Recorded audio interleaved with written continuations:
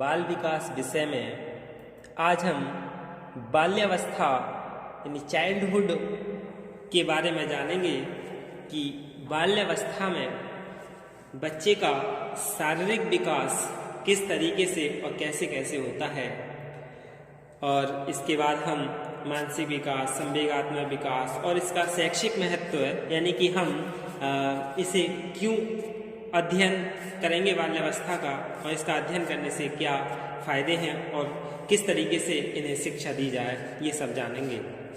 शैशवावस्था के बाद बाल्यावस्था का आरंभ होता है। यह अवस्था बालक के व्यक्तित्व के निर्माण की होती है।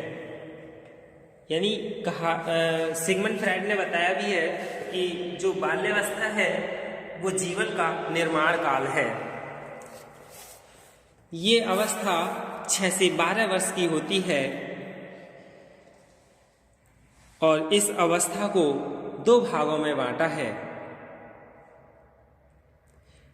बालक में इस अवस्था में विभिन्न आदतों, रुचि एवं इच्छाओं यानी डिजायर के प्रतिरूपों का निर्माण होता है। यानी जो बालक है इसमें आदत, रुचि और इच्छाओं का जब निर्माण होता है, इसीलिए इसे निर्माण की अवस्था कहा है। यानी व्यक्तित्व के निर्माण भी इसी अवस्था में होता है। तो जो बाल्यावस्था है 6 से 12 वर्ष, उसे 2 भागों में बांटा है, पूर्व बाल्यावस्था और उत्तर बाल्यावस्था। यानी पूर्व बाल्यावस्था 6 से 9 वर्ष तक मानी जाती है और उत्तर बाल्यावस्था 9 से 12 वर्ष तक होती है। प्रथम भाग में यानी 6 से 9 वर्ष तक में विकास की गति तेज होती है, और जो दूसरा है उत्तर बाल्यावस्था यानी 9 से 12 वर्ष, इसमें विकास की गति कुछ मंद पड़ जाती है, किंतु शरीर में क्या है, दृढ़ता यानी मजबूती आनी शुरू हो जाती है। इस अवस्था में यानी बाल्यावस्था में बच्चे में कुछ ऐसे परिवर्तन आते हैं जिन्हें अभिभावक और शिक्षक सरलता से नहीं समझ पाते हैं।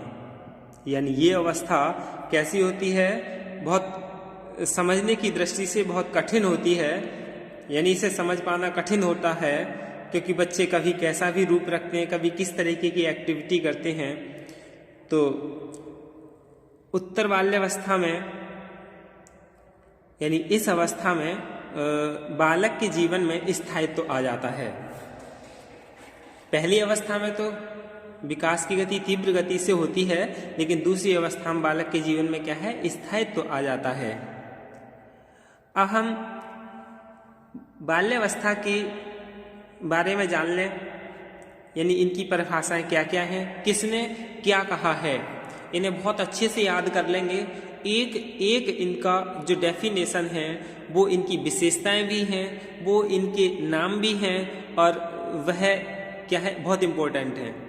विलियर जोन्स एवं सिम्पसन ने बताया कि बाल्यावस्था वह समय है जब व्यक्ति के आधारभूत दृष्टिकोण व मूल्यों और आदर्शों का बहुत सीमा तक निर्माण होता है। यानी जो बाल्यावस्था है उसमें व्यक्ति के जो आधारभूत दृष्टिकोण है, जो व्यूज हैं बच्चे के, और मूल्य यानी वैल्यूज और आदर्श यानी आइडियल्स, इन सब का बहुत सीमा तक क्या है, इस अवस्था में निर्माण होता है। तो ये किसने कहा है, विलियर जोन्स और सिम्पसन ने कहा है कि यह क्या है, व्यक्ति के आधारभूत दृष्टिकोण की अवस्था है। फिर है कोल के अनुसार बाल्यावस्था जीवन का अनोखा काल है। इससे पहले जो कहा था वो क्या था कि सीखने का अनोखा काल है।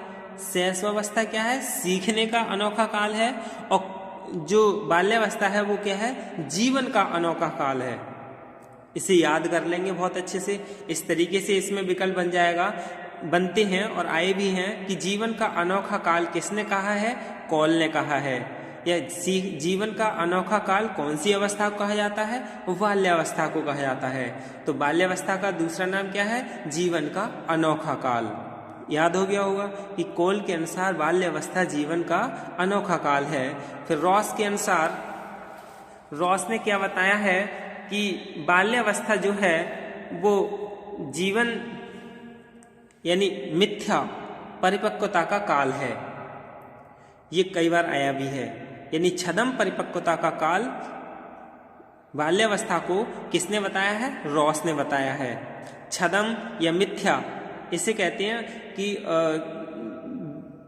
निरर्थक, यानी जैसे बालक है वो अपने आप को समझता है कि मैं परिपक्व हो गया, लेकिन क्या है वो परिपक्व नहीं होता है। तो बालक अपने आप को परिपक्व समझता है, लेकिन वो क्या है? सब कुछ मिथ्या है। तो बाल्यावस्था मिथ्या परिपक्वता का काल है, ये रॉस ने कहा है। जहां भी मिथ्या परिपक्वता आ जाए तो तुरंत समझ जाएंगे कि रॉस ने बाल्यावस्था की अवस्था को मिथ्या परिपक्वता का काल कहा है। ये भी याद हो गया होगा।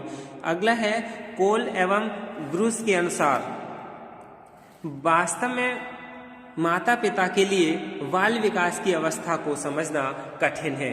कोल और ब्रूस ने क्या कहा है कि जो माता पिता के लिए बाल विकास की अवस्था है उसे समझ पाना क्या है? बहुत कठिन है। ये वाला जो है डेफिनेशन ये बहुत ही ज्यादा इम्पोर्टेंट है। कई बार आया है कि प्रतिद्वंदात्मक सामाजिकरण का काल कौन सी अवस्था है? बाल्यावस्था है। बाल्यावस्था को प्रतिद्वंदात्मक सामाजिकरण का काल किसने कहा है? किलपैट्रिक ने कहा है। जहां भी प्रतिद्वंदात्मक सामाजिकरण का काल आ जाए वहां क्या होगा? किलपैट्रिक होगा। इस टैंक के अनुसार ऐसा शायद ही कोई खेल है जिसे 10 वर्ष का बालक न खेलता हो। यानी स्टैंग ने क्या कहा है कि ऐसा शायद ही कोई खेल है जिसे 10 वर्ष का बालक न खेलता हो, यानी बाल्यावस्था के लिए स्टैंग ने कहा है। सिगमंड फ्राइड ने क्या कहा है कि बाल्यावस्था को काम की प्रसुप्तावस्था कहा जाता है। यानी काम की, सेक्स की जो प्रसुप्तावस्था है उसे किसने कहा है? सिगमंड फ्राइड ने कहा है। एक लास्ट डेफिनेशन और पढ़ लेंगे इसकी, क्या है?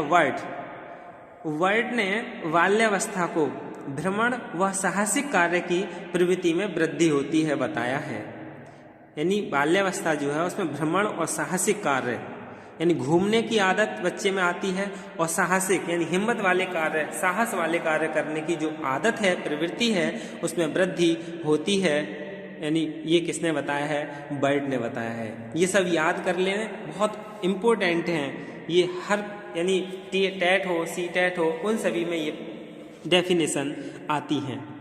अब हम बाल्यावस्था में शारीरिक विकास यानी फिजिकल डेवलपमेंट ड्यूरिंग चाइल्डहुड जान लें कि बाल्यावस्था में शारीरिक विकास किस तरीके से होता है। ये तो सबको पता है कि बाल्यावस्था को 2 भागों में बांटा है, 6 से 9 वर्ष तक और 9 से 12 वर्ष तक। 6 से 9 वर्ष तक तो बच्चे का शारीरिक विकास बहुत तेज गति से होता है, और 9 से 12 के आसपास उसका विकास जो है वो क्या है? थोड़ा मंद पड़ जाता है। तो सबसे पहले हम लंबाई या आकार यानी हाइट और साइज के बारे में जान लें कि इनका किस तरीके से डेवलप होता है। लंबाई में वृद्धि की दृष्टि से ये काल कैसा है? विशेष रूप से महत्वपूर्ण कहा जा सकता है। इस अवस्था में लंबाई बढ़ने की दर 2 से 3 इंच प्रति वर्ष रहती है। यानी ये जो यानी बाल्यावस्था है इसमें 2 से 3 इंच प्रति वर्ष क्या है? वृद्धि होती है। और 6 से 9 वर्ष तक की आयु तक बालिकाओं की लंबाई बालकों की अपेक्षा कम रहती है। यानी जो लड़कियां हैं उनकी लंबाई लड़कों से क्या है? कम रहती है 9 वर्ष तक। 10वें वर्ष में दोनों की लंबाई लगभग कैसी हो जाती है? समान हो जाती है। और 12 वर्ष आने तक बालिकाएं बालकों से लंबी हो जाती हैं। यानी जो बालक हैं वो कैसे हैं? समान हो जाते हैं 10 वर्ष में, और 12वें वर्ष में क्या है? लड़के आगे निकल जाते हैं लड़कियों से लंबाई में। दूसरा है भार यानी वेट।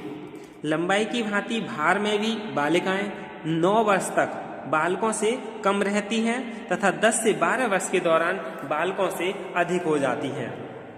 फिर है मस्तिष्क व सिर यानी ब्रेन व हेड। इस अवस्था में सिर का विकास तो होता है किंतु शरीर और सिर का अनुपात वयस्क शरीर के सिर के अनुपात की समानता और प्रवृत्त होने लगता है। यानी शैशवावस्था के अंत तक मस्तिष्क का विकास वयस्क मस्तिष्क का कितना हो जाता था 90% और बाल्यावस्था के अंत तक कितना होगा 95% हो जाता है। फिर है मांसपेशियां यानी मसल्स। बाल्यावस्था में मांसपेशियों का विकास मंद गति से होता है। 8 वर्ष की आयु में मांसपेशियों का भार शरीर के कुल भार का 27% होता है जो 12 वर्ष में बढ़कर 33% हो जाता है। फिर है यानी धड़ का विकास यानी ट्रंक पार्ट ऑफ बॉडी। धड़ के विकास में क्या है यानी बाल्यावस्था में बालक एवं बालिकाओं के धड़ का विकास महत्व रखता है। इस आयु में शरीर बलिष्ठ पुष्ट तथा शक्तिशाली होने लगता है जिससे बालक अपने अंगों के संचालन पर नियंत्रण प्राप्त कर लेते हैं। बालकों के कंधे चौड़े होने लगते हैं तथा कूल्हे पतले हो जाते हैं और बालिकाओं के कंधे पतले हो जाते हैं और कूल्हे उनके चौड़े हो जाते हैं। हाथ व पैर यानी हैंड्स एंड लेग्स। बाल्यावस्था में बालकों के पैर लंबे सीधे हो जाते हैं। बालिकाओं के पैर अंदर की ओर कुछ झुकाव ले लेते हैं। भुजाएं भी लंबी होने लगती हैं।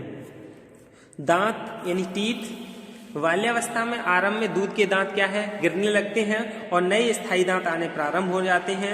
लगभग 12-13 वर्ष में सभी दांत आ जाते हैं। सामान्यतः दांतों की संख्या 27-28 होती है। बालिकाओं के दांत बालकों की तुलना में कुछ जल्दी निकल आते हैं। यानी लड़कियों के दांत कैसे हैं जल्दी निकल आते हैं। दांत चेहरे की आकृति में क्या है स्थायित्व लाते हैं और उसे सुंदर बनाते हैं। फिर है यौन अंगों का विकास यानी डेवलपमेंट ऑफ सेक्स ऑर्गन्स। बालकों और बालिकाओं दोनों के प्रजनन अंगों का विकास भी बाल्यावस्था में होने लगता है किंतु बालकों में यह विकास धीमी गति से होता है। 11-12 वर्ष तक आते आते लड़कियों के यौन अंगों का विकास तीव्र गति पकड़ लेता है। फिर है हृदय गति यानी हार्ट बीट्स। शैशवावस्था की तुलना में बाल्यावस्था में हृदय की धड़कनों की गति कम हो जाती है। 18 वर्ष के बालकों का हृदय प्रति मिनट 85 बार धड़कता है। तो ये क्या है बाल्यावस्था में शारीरिक विकास है। इसके बाद हम बाल्यावस्था में मानसिक विकास और सामाजिक विकास का अध्ययन करेंगे। धन्यवाद।